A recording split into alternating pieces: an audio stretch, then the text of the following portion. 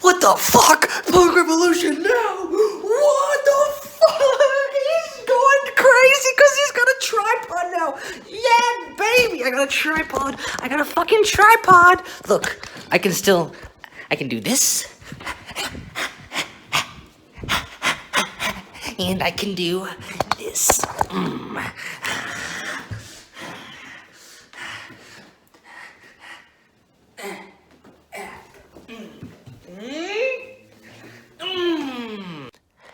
Sorry for such a crazy introduction to such a depressing album. We're gonna be reviewing Mount Eerie's Lost Wisdom Part 2 featuring Julie Doiron. So let's just get into the review. I'm apologizing because I was too crazy at the beginning when I should have been calm because it's a sad album. Let's start by taking a look at the cover.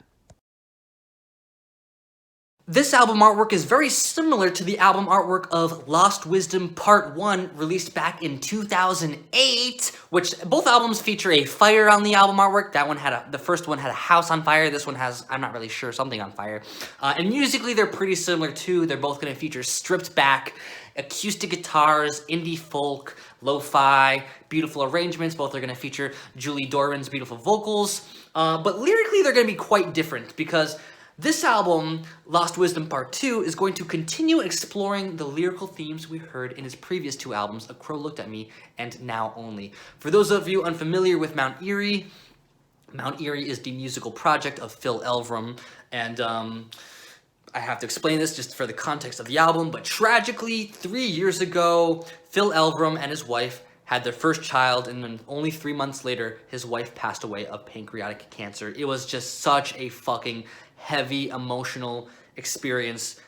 Ugh, I remember the fucking articles coming out about it when it happened. It was just so fucking devastating. And it gets even crazier. Even though in the midst of all that insane trauma that he was going through, he immediately starts writing his next album, which he releases in early 2017, A Crow Looked at Me, which is probably now Mount Eerie's most critically acclaimed album. The way it just dives in detail, and so it's such a personal level, explaining and describing the experience he went through and trying to find meaning from it, but there's really no meaning to find from it, and just how disorienting and fucked up this experience is. Crow Looked at Me. If you haven't listened to it, I recommend you check it out. If you can handle it, be prepared to cry. So his follow-up album, Now Only, and now this album, Lost Wisdom Part 2, continue exploring those heavy themes. This one is going to be a little different now that it's been a few years. He now has a little bit more time to reflect on the trauma he went through. And also there's kind of a wrench thrown into the story because he got married last year to Michelle Williams and earlier this year split up. So in the midst of all this disorienting experience of losing your wife, and just having to fucking move on from that terrible traumatic experience. He also now has this insane kind of love story thrown in the middle of it where he fell in love with another woman and then he split up and he got all this media attention on him. And I mean, his head is fucking all over the place and he's just kind of making observations and he's just kind of trying to just make sense of it, wrap his head around it. So it's very depressing, very heavy, but it's also quite beautiful, not just musically, but there's a sense to these albums that is really a love story where he's expressing his love for his wife and for his daughter, and there's something really beautiful about that he's able to convey that love in the midst of all this heavy, traumatic, depressing content.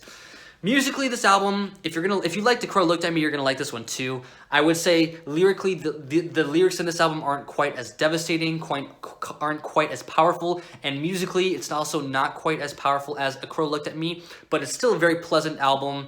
I don't see myself returning to this one as much as I am going to return to A Crow Looked at Me, but it's still pleasant. I'm giving it a 7.2. I think if you loved A Crow Looked at Me, you're probably gonna like it more than I did.